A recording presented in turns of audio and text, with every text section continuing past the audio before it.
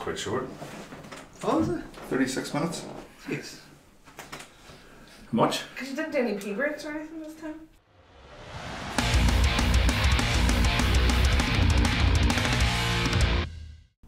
Welcome to episode 9 of the Wrong Kind of Music Podcast. Today we've got myself, obviously, always say that. We have got Liam, podcaster extraordinaire, and we've also got Sean back, drummer of Pandora Ills, and also a lover of riffs Oh, aye. and drums and all that shit. All the drums. Hi. Give you a quick rundown of what we're going to cover on this episode. Usually we do one smack bang between two heats, so we will review the previous heat and then preview the next one. What we've got coming up over the next 3 weeks is the 3 semi-finals, and all those bands obviously played in the previous heats. So the bands we've talked about before, we've said why they like them or why we don't like them. So really, there's not too much sense in covering that over again. No. So what we're going to do is we're going to do this episode, and this episode is going to review Heat 6, and then we're going to talk about all 3 of the upcoming semi-finals, and we're going to give our predictions, and we're going to say why we think each band should go through, etc, etc. After that, we will be doing another podcast after the last semi-final and before the final, kind of a road to the metal to the masses final, talking about all the bands, who didn't get through, who did get through, who we thought should have got through, all that good shenanigans.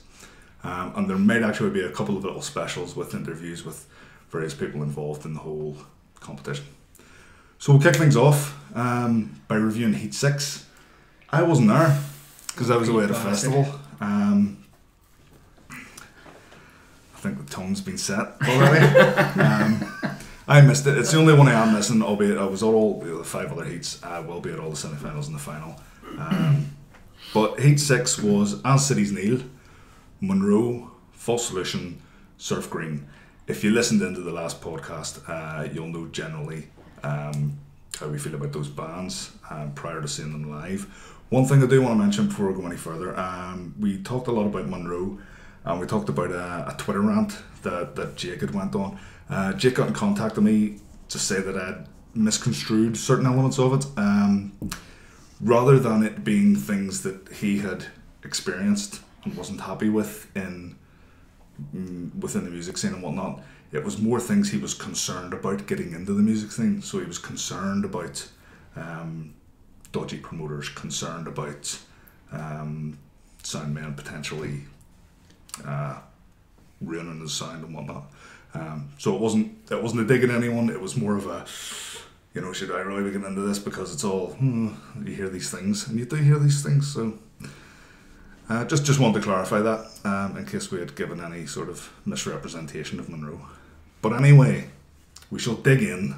Who was the first band on the night? First band on the night was As Cities Kneel. Okay. Had the chance to speak to them before they started. They came up and offered me outside. But just messing, like decent guys.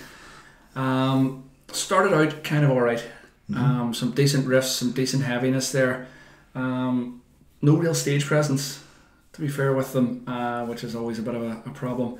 But then after the first 2 songs, their third song, they went into this like pop punk number, and it just killed any momentum they had, and it was a really odd choice for a metal.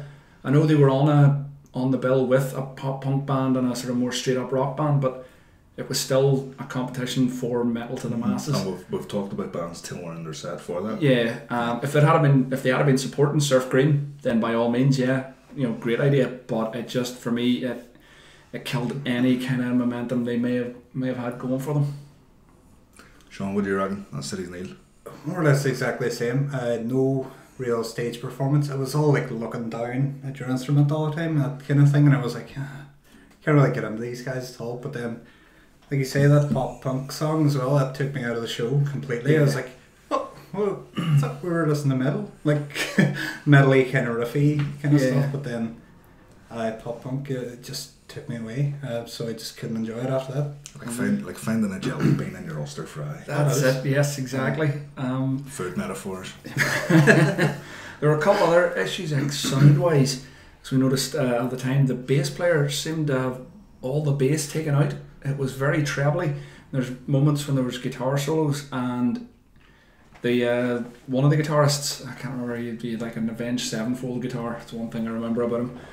But his sound just gone. Like, they mentioned something at the start about his amp playing up, which they should have done something about, because there were times you could barely hear him. And when it was just, if he was soloing, then you just had the one guitar kind of backing it up, and the bass was gone, and it definitely wasn't their finest hour. Okay then, next band up.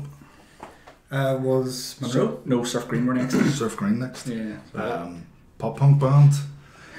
Again, came up to me before the show. Genuine nice guys, like, no problem. On the night, easily the most sort of professional, slick band of the lot. These guys have clearly got their shit together. Unfortunately, just for me, it's not what I want at a Metal to the Masses competition. If they had, if they ever did play Bloodstock, they'd empty a tent out fairly quickly. Yeah. I'd say. One thing they do have on their behalf is, like I said, they're very energetic. They look like they're having all the crack. So that kind of, I would say, would probably carry people over.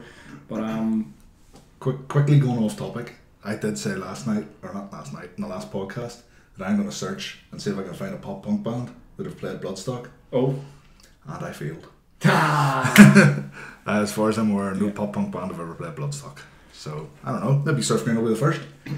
Yeah, no. Not John? really. I like the start of their set. Like, they did throw us a wee curveball. Remember, the start was really was really kind of slow, and in the end everyone's like, "Oh, what's this going to be?" And then they let out this god almighty scream, and just very kind of Insomniac era Green Day. I thought, just really straight ahead, so snotty. I like that, but then nothing after. I don't think that was kind of all I enjoyed, really. Just the intro.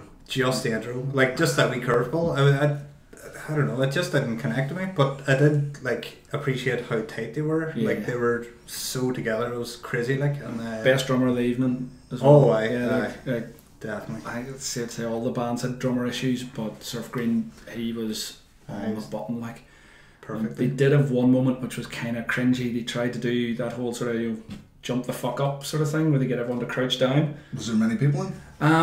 They must have had about 10 or so people there down the front, 10, 15 or something. See, that works when you've 10,000 people. Yeah, it really. I was stood back watching it, going, I was stood in the crowd at Donington when Slipknot did that in 2009. This is not going to impress me.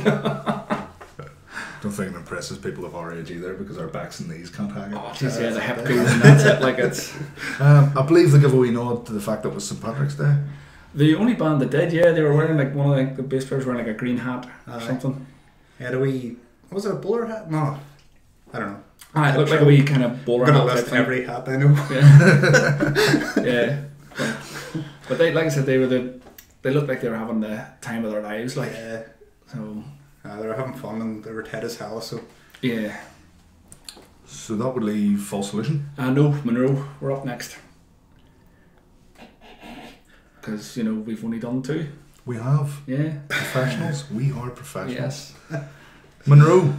Sean, what do you reckon? I had heard the recordings, and I was like, alright, these guys are going to knock it out of the park. Like we were saying before, if they can replicate this live, that's going to be fucking great. Like, because I love Gent, and sort of having that whole hectic guitar and tight drums and a great singer. I mean, that's, if you can do that live, then it's going to be sweet, kind of thing. But I had heard the recordings previously, and I was pure digging it, because the production was great. The drums and guitar and stuff like that was pure tight. Vocals sounded class, so I was looking forward to seeing it live. Because if they could replicate that live, then it was going to be the band of the night for me. Pure looking forward to them. Didn't happen for me. You had 3 great musicians on stage there, all technically amazing at what they do, kind of thing. But when they came together, it was really loose and sloppy. Yeah. The drummer was he just, I don't know how to describe it. It was he had just heard the tracks a week before. kind of thing. But that's understandable, I guess. Like if you're gonna be playing somebody else's material. Yeah. I wasn't at the gig, but I seen a wee bit of footage from it that Jennifer, who was on one of the previous podcasts, had uploaded. To me, there seems to be a slight discrepancy between what they're playing live and what's on record. Yeah. I don't know if what Jake has written, what he's programming it, is maybe just too much for Gareth to be able to drum. I think And so he's just kind of he's playing what he can play to kind of fill in the song to let Jake play. Yeah. I'm not sure. He's clearly technically a really fucking good drummer, like brilliant. He's a great drummer. But this is the problem. I think Winterness are going to have the same problem when I try to bring in a drummer. If they do, it's if you're somebody who's not a drummer is programming all these patterns and stuff. Yeah. In their head, they're just going, "This sounds fucking awesome." They're not sitting there thinking, "Well, we've got to play for 30 minutes or 45 minutes, and an actual human being has to do all this." Yeah. And towards the end of the set, especially with his double kick work, you could tell his legs were cramping up. He was definitely couple of drummers that I think could drum for Monroe. I mean, in terms of capability. Ryan from Scimitar. Don't know their stuff well enough. Ryan can drum. He's a belter, like fuck. He really can. He's class. Another guy who I don't think is overly keen on being in too many bands, so probably wouldn't do it. But Stephen Curry. That's exactly who I was thinking. Definitely Curry. Yeah. He's drumming for By Any Means at the minute. But I think they're taking things a wee bit more casual. Yeah. Because they're all ancient. Oh. That's me. I'm getting offered a fight as well. Yeah. I'm only joking. Paul's lovely. To be fair, Paul and Mickey, it's not a fight you want to take. Right, actually, retract that a bit. Mickey scourge a bat like certainly. But he's dying at the minute, so yeah, go and smack him now while he's selling. That's the best option. Thing with Monroe, see when they locked in, there were a few moments when they locked in and they were crushingly heavy. And it's like, right, yes, I get where they're coming from, but there was too much going wrong. Like Jake's vocals, I'm sorry, when he tried the clean singing, they were awful. He was all over the shop. I think he's even said himself, he's posted up on Facebook that he's looking for another guitarist because it's too difficult to do the singing and playing at the same time. Yeah. Which playing what he's doing, I can understand. There were bits where he was dropping himself during the show as well. Yeah. But I would say his best option, get a second guitarist in, but also get a singer, an actual singer, because that kind of music with two guitars, Jesus, the stuff they could actually do. Yeah. And they need to just hide away for like 6 months with whatever drummer they have and nail because they come back next year and they get shit all over everybody. Yeah, I definitely seen something there. I can't wait to see them. Like I just say, 6 months, man. Like they'll be class. Yeah, and they're great. Like as well, we were saying the way they set up on stage was a bit weird for a 3-piece. Yeah, you had Jake right front center stage, right in front of the drummer, and then the bass player in the corner. It meant there was a whole side of the stage, empty stage, was just left there. You'd have thought just sort of put him off to one side, bass player on the other side. You've got a wee bit of room there. It looks just. Like I said, the judges take that into account. It's it's all about the whole package. You know who does that? 30 Seconds to Mars. Take of that what you will. Right. I know. Okay, so and then actually last up in the night. Is False Solution. Yes. How did they go? Well, sort of a bit more of a bluesy rock, kind of heavy bluesy rock sort of vibe about them. See, when you say heavy bluesy rock, I'm thinking Clutch. But they don't sound like Clutch. No, definitely not. It's more. It's kind of hard because I don't really. When I listen to them, there's nobody that sort of jumps to mind who they sound like. But the thing is that, again, their drummer, he looked terrified. There was no swing to him. He was like a rabbit in the headlights, very stunted. And during the first song, he dropped a stick. We've all done it, you know. Nerves get you, like. But he didn't seem to try and pick it up, and he had no spares for a start, which is no spares. So he's sitting there, with one drumstick and his hand, and trying to, And it was, instead of just, stopping, reaching down, getting the stick and playing on, or, being able to do it with more, like Rick Allen can do it with one arm. So I don't think that's a fair comparison at all. No, definitely not. But one arm and about 30 pedals or something. Oh, well, yeah, that is also true. Yeah. The thing with the sticks, what was the other band? Victim Royal? they were throwing sticks about like they were. Aye, well that's you've got to But have as you say, the spares. guy had the spur stick, and I think someone picked one up, threw one back up to him, and it kept rolling. That was another moment during Monroe actually. I think it was the drummer ended up dropping a stick or throwing it out because it was broken or whatever. And somebody, maybe one of the dads of one of the band, was started going to Jake, pointed the stick behind him, saying, give it to me. And it's like, they're in the middle of a fucking song. It's like, oh, hold on while I just pick this up. But I'm pretty much singing and doing algebra with my fingers right now. I'm kind of busy, What do you reckon the False Solution? I thought they were grand because, like, they were a good crack. I enjoyed it. Like, they were having fun up there. Like you say, the drummer could have been hitting heavier. Like, definitely on them toms, like, because he was just getting... Oh, yeah. And you're like, was that a wee fill? Sorry, I hit the table there. Doing the work. Louder than the drummer did for False Solution, that's for sure. Yeah. Yeah, harsh but fair. The big problem as well, they threw Sleep Now in the Fire by Rage Against the Machine into their set. I read a few reviews And I heard about. it's a battle of the bands. You're there to play your original material. That is not going to go down well. Did you say with Rage the Against the judges. Machine? That's too big a tune, like the. Yeah, and there was times you're listening to it going, is that the actual song or have they just ripped it off? Because there was times it just didn't sound like it. Like a lot of the verses, like, I don't know if they were playing the same riffs or something like Yeah, that. it definitely didn't sound right. It's like they were changing it up to not have to pay like a copyright fee or something. Yeah, it was for me. They were just and the singer he's not terrible, but he's quite forgettable. Sort of very bland kind of voice. Yeah. And as we said before, sometimes it's better to be bad than it is to just be there. Yeah, because bad's at least memorable. Yeah, that's it. Like that's the one thing I said. Like there's some decent moments, but again, rhythm section had no flow or groove to it at all. Like, that's the 4 bands then. The 2 bands that went through on the night were who went through first? You tell me. It was Surf Green won it, didn't he? Surf Green, aye. Yeah, and then False Solution. Right. Were they the right 2 bands? On the night, I would say yes. Yeah, they were definitely the two better options. I like, totally agree with you. Yeah. Okay. yeah, not really much. That's more to say. Yeah, I think Monroe next year. It was if they can, like I said, a second guitarist, an actual vocalist, and just hide themselves away and work on getting the drummer up to speed to be able to play what.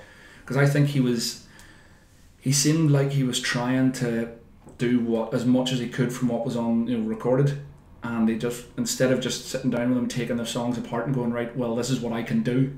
Yeah. And he was he pushed, he was just it was just like a step too far, whereas if he'd sit and deconstructed it and done it his way, they would have definitely come across. I do get the impression, because we had said previously that their social media presence was very quiet. Yeah. Now it's not a result of us saying that, but they've clearly ramped that up. There's a lot going on there. There's lots of comments from Jake. I think he's just very recently decided let's do this band right. Yeah. Let's take it seriously. So I think we all agree that they're a band that are kind of.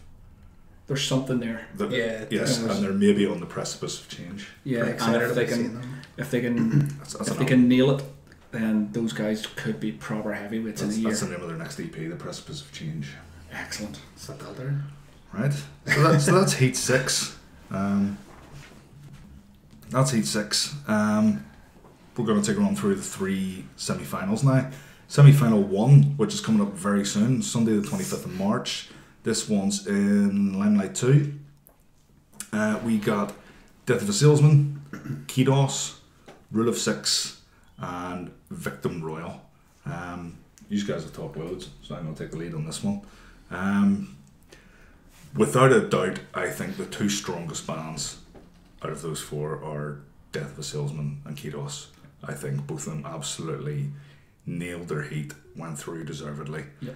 I think Victim Royale are too young a band, too inexperienced to compete at this level. Yeah. All the guys in Kidos are either just incredibly good at what they do, or they've been doing it for a long time, or both.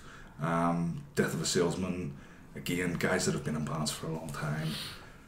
They know their skill, they know their trade, Yeah. they know how to come out and just own that stage. To me, Rule of Six are just, there's nothing exciting there, there's nothing there to make you go, fuck, what a band, you know. So, and as I say, Victim Royale, just, they're the young guns, and I think they've done well to get the heat too, but I just don't think they can go up against big hitters like Kikos and Death of a Salesman. You've nailed it. Yeah, Absolutely spot on, mate. nailed it. Yeah, So in a nutshell, There's nothing else to be can say there, because bang on, eh? one of the cool things about Death of the Salesman is we talked about how does a band ramp up their set, how does a band come back and impress you even more second time round. Some of you will know Don Cormigan, who has played in Hollow Truth, used to be in By Conquest or Consent, Spitting Teeth, Spitting Teeth, probably a bunch of other bands. He was in Death of a Salesman previously as well. He's back and he's going to be on guitar, so that's going to beef up their sound. That's going to give them scary. It's going to give them more presence on stage. Dom's a beast on stage as well. Yeah, he really is. He will just go nuts. He always does. He's also the sort of guy that can get in a complete mess and still put on a completely brilliant show. Him and Steve Martin are the only two people I've seen do that. Well, we do that all the time. Oh, fuck. No, good point. So yeah, that's semi-final 2. There's nothing to add. Semi-final 1. That's semi-final 1. Let's go for semi-final 2 then. Semi-final 2 is Acid Age, Cursed Sun, False Solution, Lock Horns. What do you reckon? For that one, I'm going to have to go Cursed Sun and Lock Horns for me. Again, the same kind of deal as what you're saying with the first. They're big hitters. They've got that experience. They own a stage. You know, whenever you watch them, it's not like with other bands. You're like, you're seeing potential, or you're watching a local band. You're watching guys that could take any stage, and Acid Age, as much as I was impressed by them the last time, I still have an issue with the vocals. Just like nails on a chalkboard for me. But they're going to go up against these two guys, and different class. I would agree with you. I would say Cursed Sun and Lock Horns. Definitely. That is who my money would be on to go through. On this round, though, I do think Acid Age are a threat. Oh, they're a threat. They're a dark horse. There's no two ways about it. Semi-final 1 to me is fairly clear cut. Oh yeah. To me, Acid Age are a threat. Yeah, they could be. If I was Cursed Sun or I was Lock Horns, I wouldn't be going into that thinking, here lads, we're on the winner. Yeah. I would be, you have got to do our best.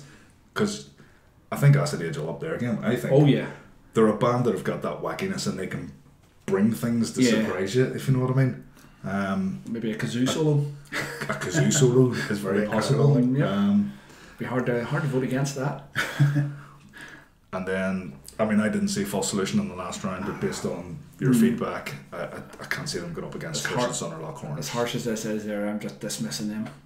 As soon as I saw them put into whatever heat, it's like, it doesn't really matter. Yeah. They won't stand a chance. I mean, there's bands that I've seen throughout this competition where I'll stand and I'll watch them and I'll enjoy them. Yeah. But at the same time, I'm thinking, they aren't finalists. No. And that's just the nature of it. Sean, what do you reckon? What two do you think are going through? Same again, Lock Horns and Cursed Sun. Lock Horns and Cursed Sun. Dark Horse, I'm just thinking Dark Horse because of Acid Age. Thus far, we are in total agreement. Yeah. 100%. Semi-final 3 then is Oracle, Sky Pilot, Thunderwolf and Surf Green. Sean, what do you think?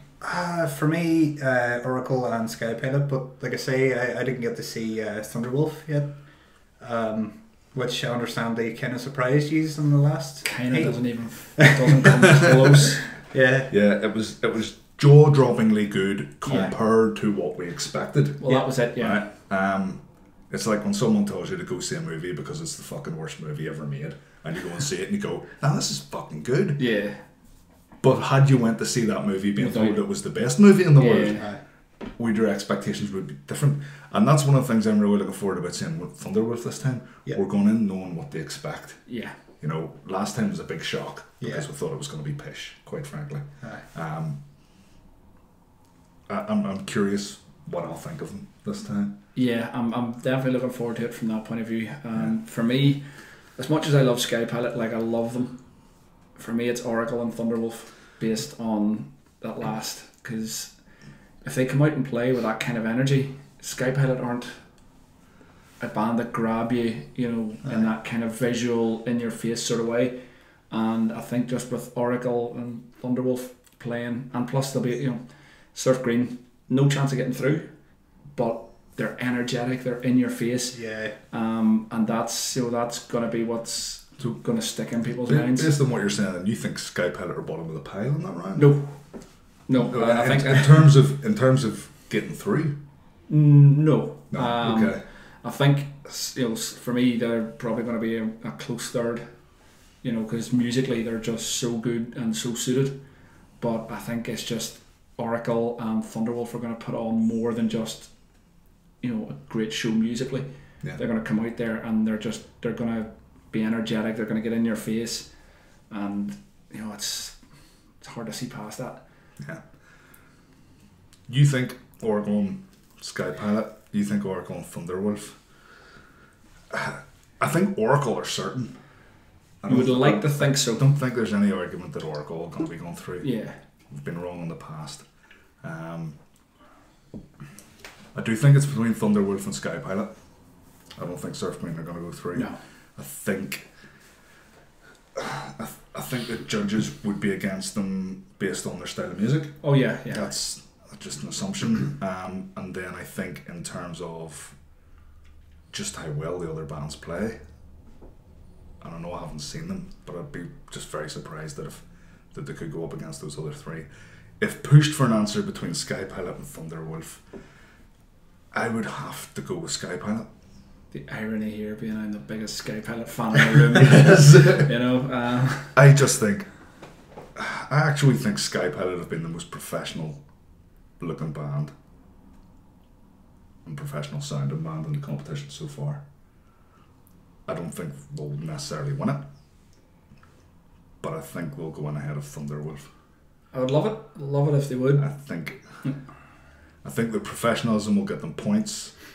Talk about those 3 points. I think the professional will get that. You know, like, well, Mark Ashby's obviously going to be one of the judges, and you know he likes them quite a lot. He knows them quite well, so you know that's going to sort of count in their favour. But he will clearly be unbiased. Oh no, yeah. But you know, it's you know it always helps if they know who you are and they know what to expect from you. Whereas Thunderwolf they're still an unknown quantity. I just think, once again, I'm just basing it on that last heat, and if they come out and do that again, it's going to be hard to look past them for that. Mm-hmm. Yeah. Can't wait to see them. So pretty much, if we were right, and we normally aren't, no, that would give us a final of Death of a Salesman, Kidos, Cursed Sun, Lockhorns, Oracle, and then either Sky Pilot or Thunderwolf. Yeah.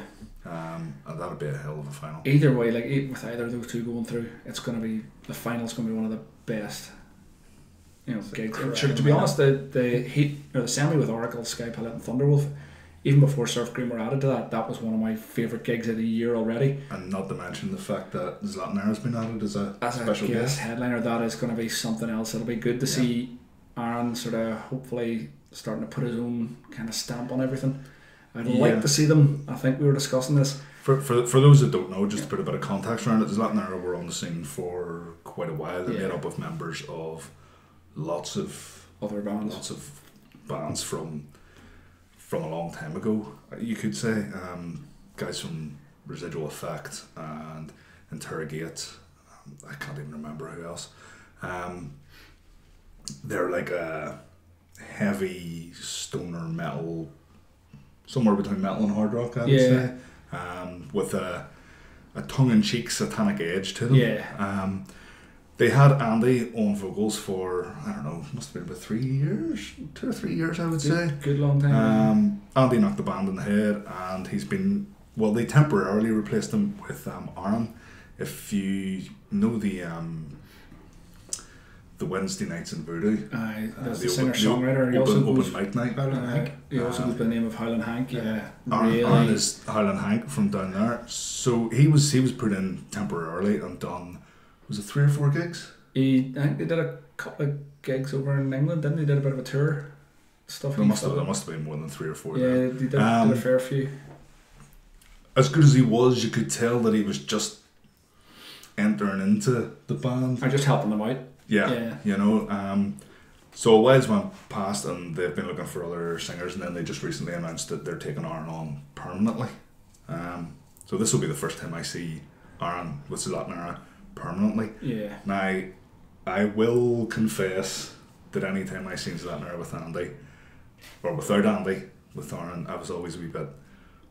Andy was such a big presence. His voice was a bit smoother than Aaron's. Aaron's a lot sort of nastier sounding, and plus Andy was obviously comfortable in the band as the singer and as the frontman. He engaged with the crowd and stuff. It was great. Aaron, the one time I saw them, would have been, who were they supporting? Orange Goblin, and he clearly wasn't fully comfortable. You know, he even said himself, "It's like, look, yeah, I'm only here for a bit and stuff. We're just going to plough through this." Yes. So hopefully, because we all know Aaron, and he's a gobshite of the highest order. Like he's lovely. Yeah. Oh, but he's a gobshite. So we know we can give the banter and have the crack. So it'll be good to see him hopefully stretch his legs like that. And actually, now that he's comfortable, hopefully in the band, I would like to see them put out some new music really soon, because I think with a new singer, and especially replacing somebody as good and sort of memorable as Andy, you've got to come in and set your own, stamp your own seal onto it.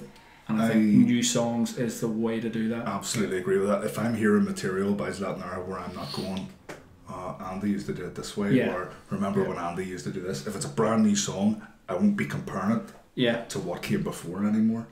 But as far as I'm concerned, for this Zlatnara show, I'm giving them kind of like a clean slate. Yeah, I think that's. I'm judging them from this point. I think that's fair.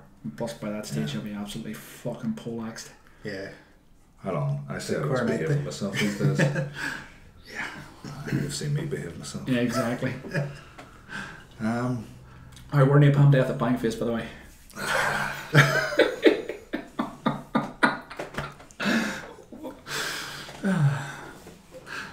Cheek of it. Yep. So that wraps it up. That is our 3 semi-finals. I don't think we've anything else to cover. Just give the short and sweet. Give the dates maybe. Sean's band has just put out a new single. Pimp your single. Oh shit! You pimpy McPimper. Pimp it. Don't say what you think. Oh shit! How do you say these things? Just go, I'm in a band and we have a song out. It's called Listen to It. Oh yeah, I'm in a band. Oh. Sean's in a band called Pandora Ills. Last night they released the first single off an upcoming EP album. It's an album called Pandora Ills Battles the Illuminati. Okay, I'm glad you said that. Ross's brainchild. That they pick his brains and that one to see what it all means and stuff. But yeah, so the single's called Here We're There. You can stream it on Bandcamp, SoundCloud, and it's on our Facebook page as well, and like a wee shoddy lyric video the 3 together in half an hour. Excellent. So that's not the best kind of promo, but like it'll do. And you'll be in Metal to the Masses next year, is that right? Oh jeez, a little bit of Surf Greens of and we won't 2019. We won't be sitting here going, they're good, but I mean they're not a metal band. It's like, guys, I'm right here. So I think that pretty much wraps it up then. Thanks everyone for watching. As always, go down there, click the little like button, subscribe if you haven't subscribed already, and keep on listening to the wrong kind of music.